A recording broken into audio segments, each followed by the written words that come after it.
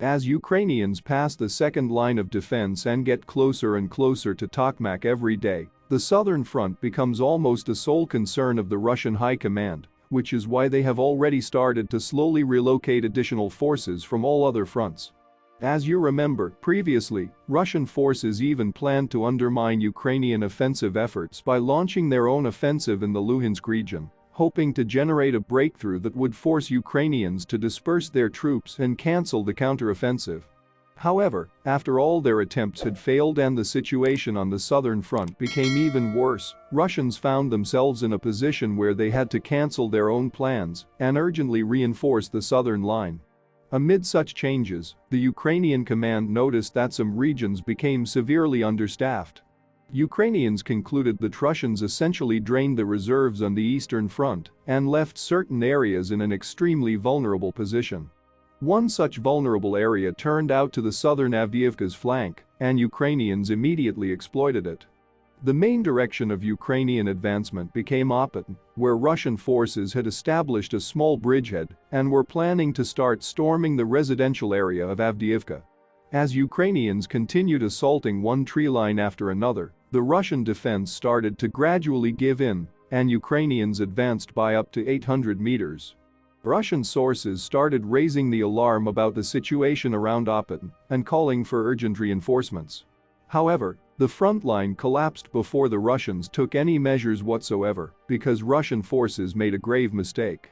As it turned out, Russian forces received an order to conduct a gradual and organized retreat from their positions closer toward Opatyn, but due to the low morale of the soldiers, the moment they finally heard the word retreat, they did not bother to organize it and started abandoning their positions en masse. The Russian drone operators noticed up to 200 troops moving towards Opatyn and thought this was a massive Ukrainian attack, which is why he called for artillery support, and the artillery started shelling the fields in front of Opatyn with vicious intensity. Several hours ago, Russian sources stated that there was a horrible accident where Russian artillery killed and wounded at least 61 Russian soldiers due to the lack of coordination. Ukrainians obviously exploited this opportunity to the fullest, and after Russians killed their own troops that defended Opatyn, Ukrainians managed to defeat the remnants of the Russian forces, advancing by up to 1.5 additional kilometers. Soon, Ukrainian officials confirmed that the elements of the 53rd and 501st Brigades entered the village of Opatyn. The clashes inside the village still continue because Russians understand that if they leave it, then returning control over it would be virtually impossible. Recently, Ukrainians also conducted a successful counterattack a little bit west of Opatyn. As confirmed by the geolocated footage, Ukrainians have advanced by up to 0.5 kilometers toward Pisky. The footage shows how Russia bombed the northern part of the village, which confirms that it is under Ukrainian control. Ukrainian fighters from this direction also released combat footage and showed how they were already attacking a Russian position in Pisky. The third axis of Ukrainian advancement is from Nevels. Recently released geolocated footage shows how Ukrainians conducted a successful assault on Russian positions in front of the village.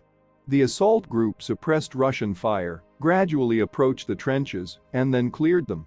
Judging by the actions of the Ukrainian forces, Ukrainians are trying to completely slice off the Russian bridgehead south of Avdiivka.